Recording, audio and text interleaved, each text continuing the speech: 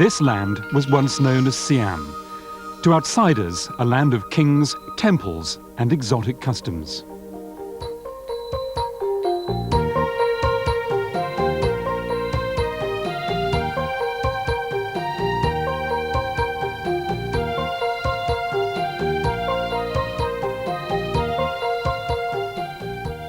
Today, Siam is called Thailand.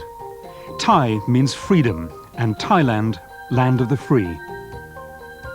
It is a land renowned for the smiles of its people.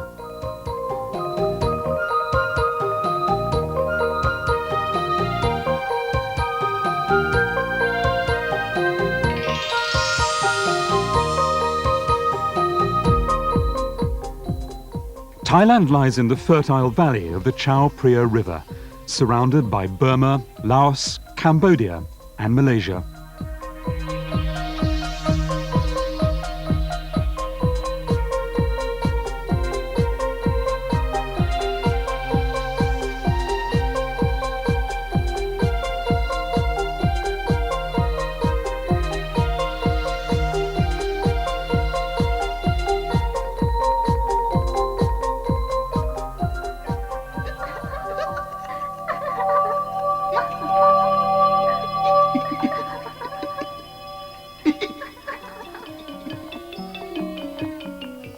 I was born long ago, when this land was still known as Siam. From the old continent, ideas of liberty, equality, and brotherhood came in like a breeze, touching my land. It seems it was then that I smiled for the first time.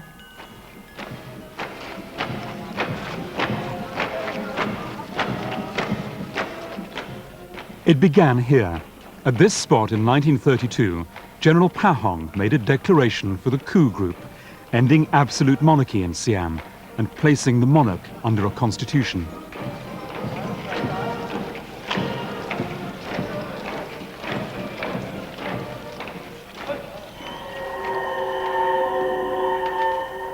Caged birds are set free. Freedom! But where can the birds go? Where can birds so accustomed to imprisonment go?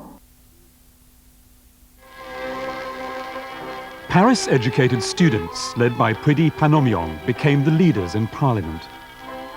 But the monarchy and its supporters put up strong resistance in the legislature, and through rebel factions who put up armed resistance. Priti was labeled a communist. Priti, leader of the 1932 bloodless coup for democracy and leader of the underground Free Thai movement against Japanese occupation during World War II, was forced into exile.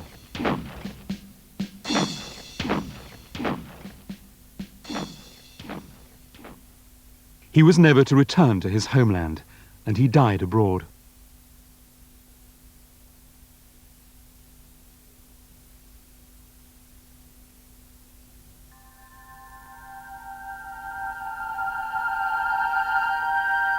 Turning, turning, turning. Constitutions and coups have traversed Thai history hand in hand.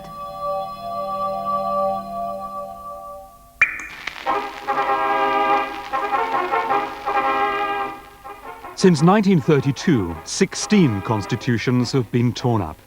There have been 19 attempted coups and 23 prime ministers in this same time.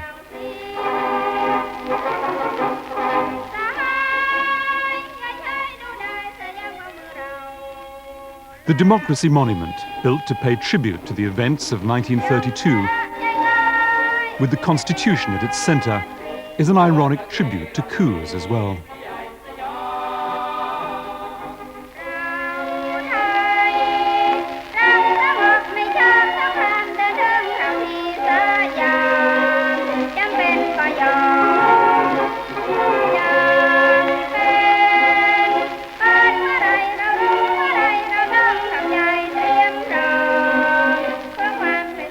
But democracy didn't take hold. Following the global pattern of militarization, Siam began its own modernization. From 1933 to 1937, the military consumed 26% of Siam's national budget, and nearly doubled in size. Field Marshal Pibun Songkram became Prime Minister.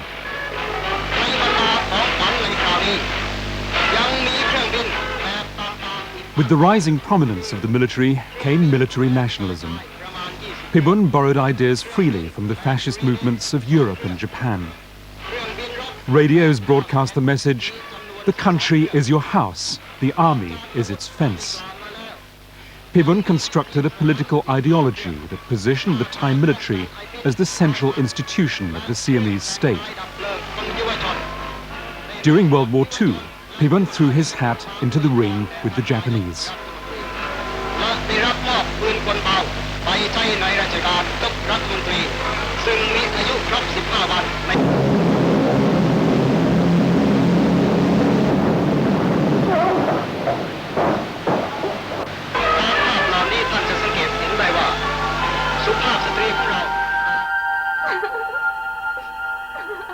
Time passes and we grow older.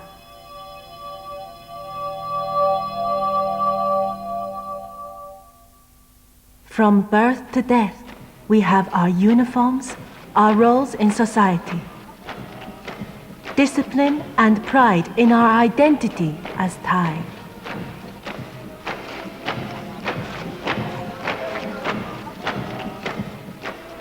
After World War II, as the US developed its Cold War strategy, Thailand became a domino that needed to be held upright as the US opposed communism in Indochina.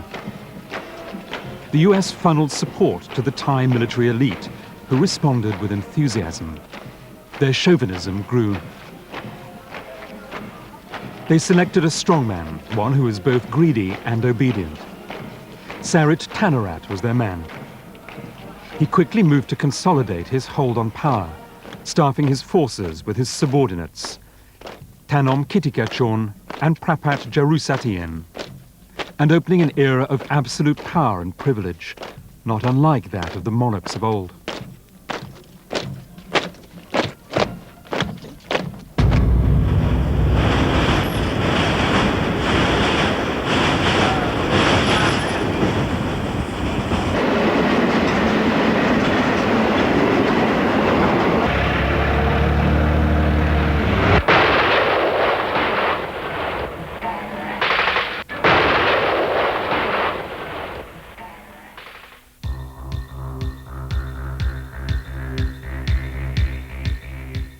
Sarit also strengthened his relationship with the monarchy, resurrecting the symbolism of the institution for his own political purposes. For the first time since the 1932 coup, the military used the trinity of nation, religion, and king to mask their many abuses of power.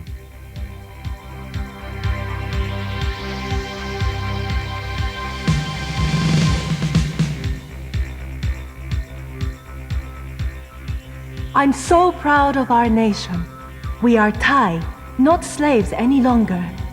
We were never colonized like our neighbors. Why? Because our rulers were wise, courageous, and clever. Our kings have always been warriors, and we never lost a war. Oh, I forgot. The Burmese in Ayutthaya.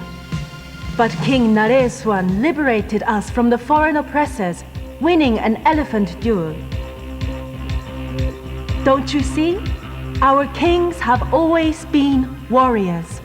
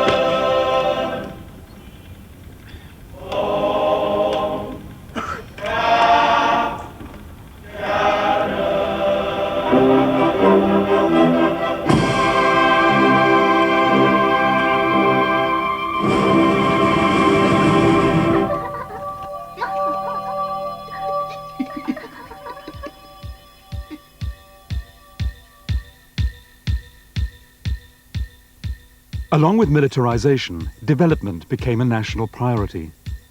In the rural areas, the government, with significant US support, initiated the Accelerated Rural Development Program in an effort to keep the rural poor from joining communist rebel groups.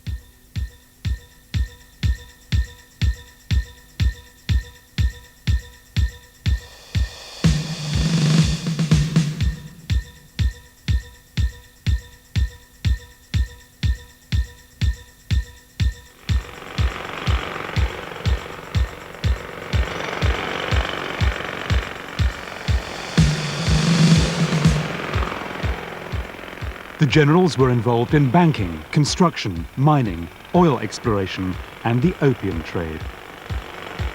Tanom, Prapat, and Narong arose to power as a military clan. This concentration of power offended a growing number of Thai from all social backgrounds. Thai society and politics were becoming more and more polarized.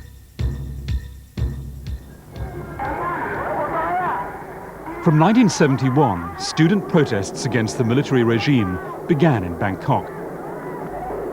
They were soon joined by Thai of many backgrounds on a national scale. Protests in 1973 called for an end to dictatorship and a new constitution. Tensions rose and came to a head on October the 14th.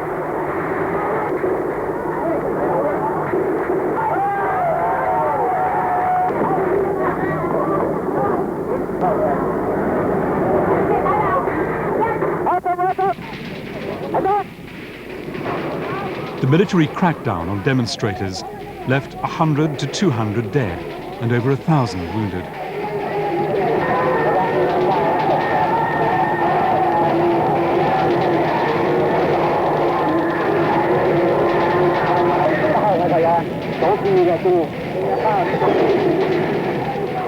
But the dictators were forced into exile, if only for a while.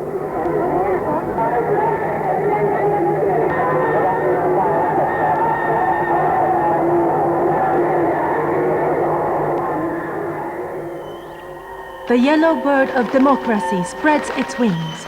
Free at last? No, freedom did not last long. On the morning of October the 6th, 1976, members of right-wing groups gathered outside Thammasat University with units of the Border Patrol Police.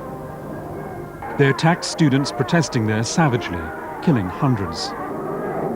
More than 1,300 were arrested. As many as 3,000 fled to the jungles of Thailand, seeking refuge with communist guerrillas. The right wing that had been forced into silence after the 14th of October 1973 had been busy behind the scenes, mobilizing against the students who they labeled communists. After the 14th of October, Thai society had seen a flowering of new freedoms. Barriers to political education were removed, and students were exposed to a wide range of perspectives, including Marxism. Students headed to the countryside to teach villagers about democracy, an experience which radicalized many of them.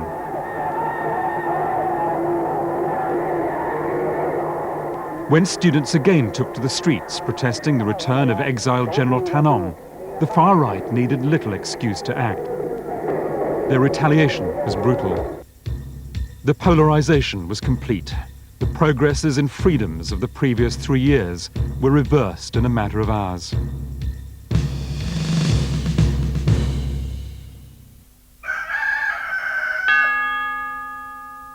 Let bygones be bygones. As Thai, as Buddhists, we have to forgive and forget. Our troubled history has passed. It will never happen again.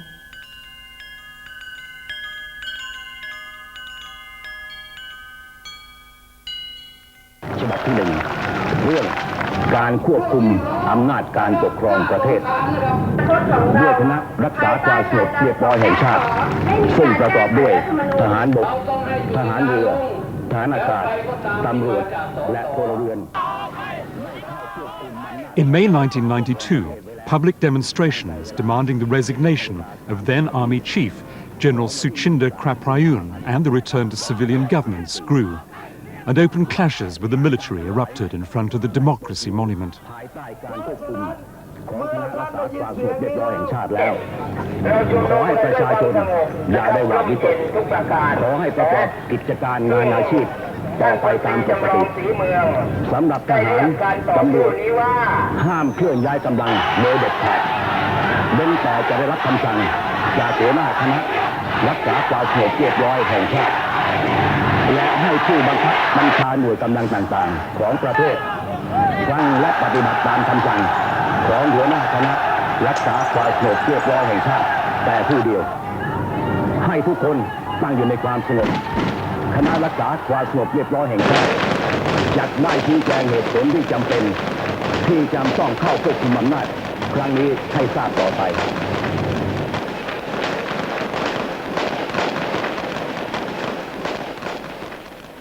Dozens were killed and hundreds wounded. The same old excuses, a military clan exerting its power and desire, ordinary Thai dying.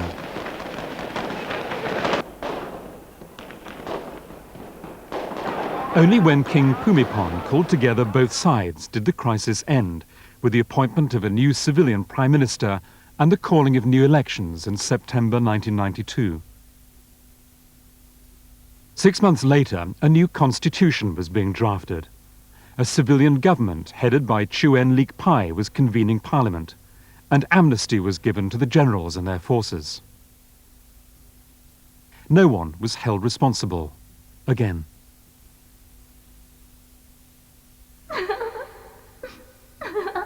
October 14th, October 6th, and Black May are like wrinkles around the eyes of a beautiful woman. Better to dress up. See? Still beautiful. History means forgetting, doesn't it?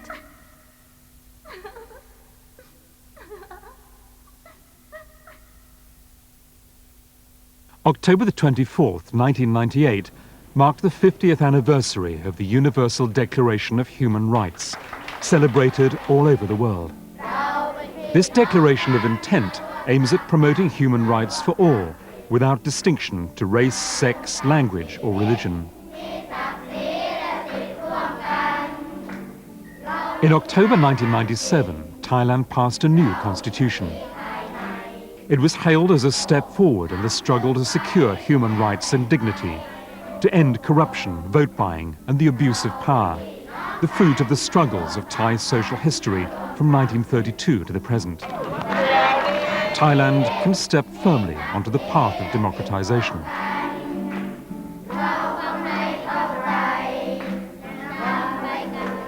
But 50 years after the Universal Declaration of Human Rights, and despite the passage of a new constitution, Thailand still struggles to ensure basic rights to its people.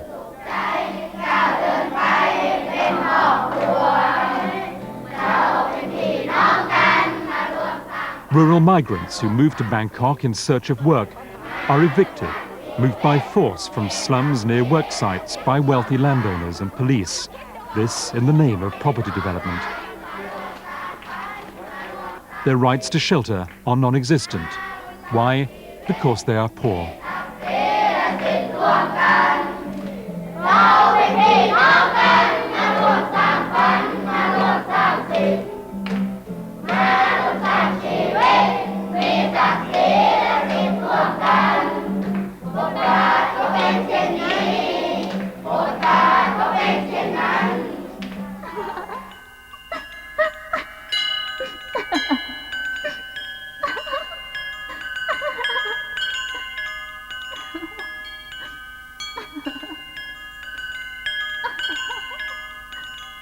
The Asian miracle, as beautiful as bubbles in a glass of champagne.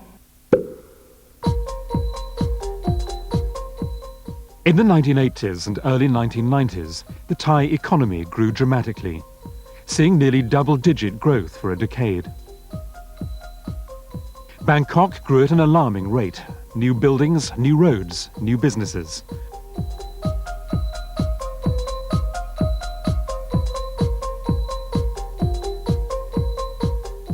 The economic boom brought many into the burgeoning middle class and made some quite wealthy. Changing lifestyles reflected growing affluence.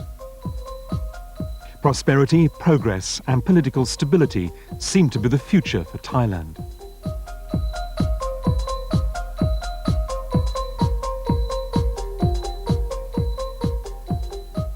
But like most developing countries, Thailand has two faces.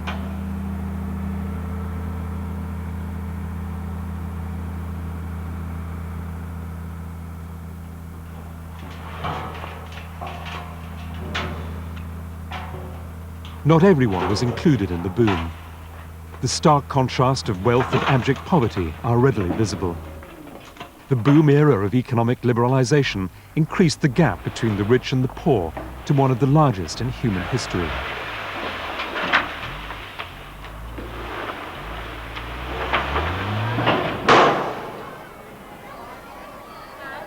People still gather for handouts of food and basic goods.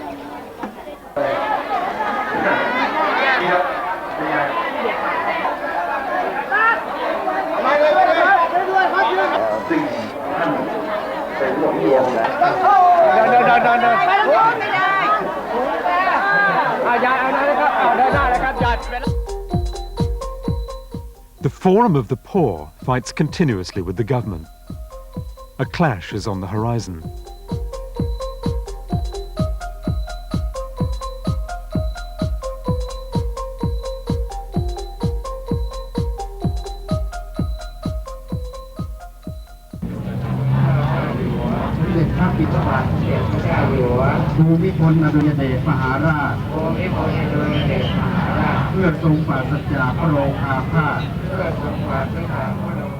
While many were feeling secure in their newfound wealth, those on the boundaries of the boom sought the intervention of the gods. The economy was transformed into a religion. People put their faith not in constitutions or rosy economic forecasts, but look elsewhere for a sense of security. During the boom, many paid respects to the spirit of a dead king, Chulalongkorn.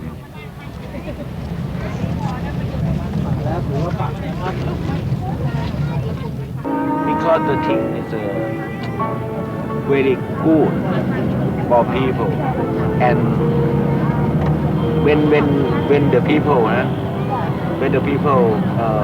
hungry or poor, the king give better, sometimes better government, because the king is a proper this government, the king has.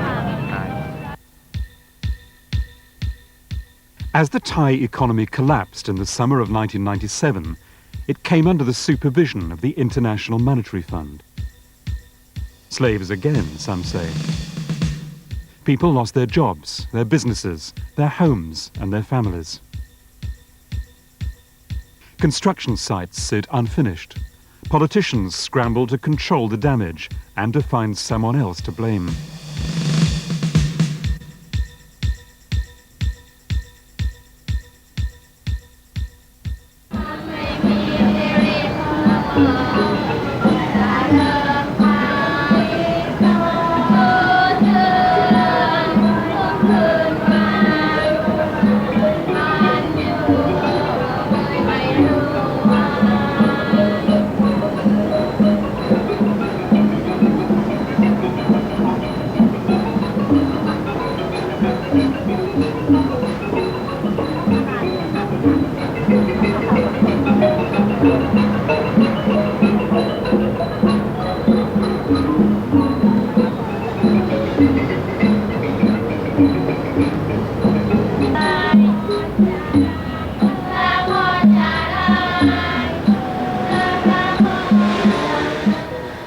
The Asian miracle.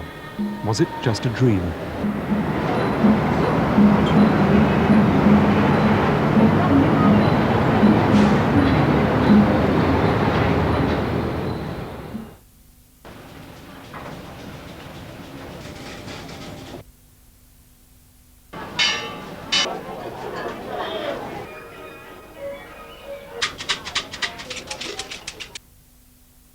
Thai Thai society is filled with contradictions, hypocrisies, and ironies. Masks, monuments, uniforms, and smiles. These cover disturbing realities.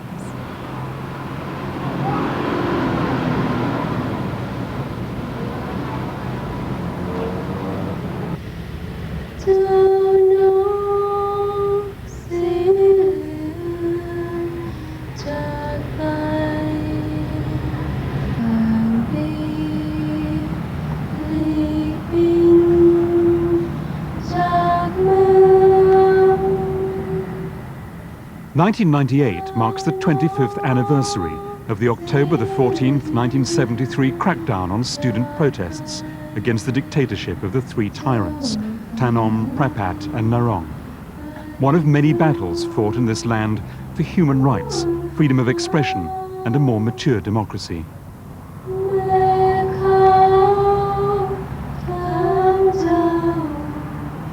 The yellow bird, the symbol of this struggle.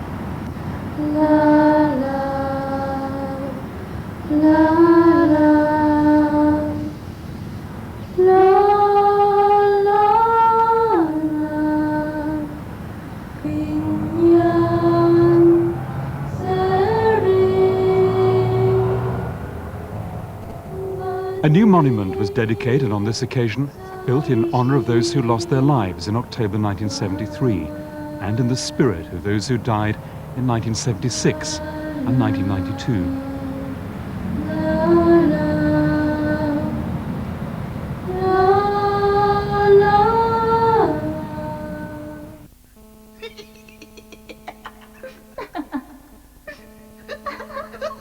But if Thailand is ever to assure the human rights of its citizens, Thai society must first begin to remember and confront its troubled past. Passing a new constitution is just an empty ritual without memory to give it meaning. And the Universal Declaration of Human Rights, just another smile, which masks the truth.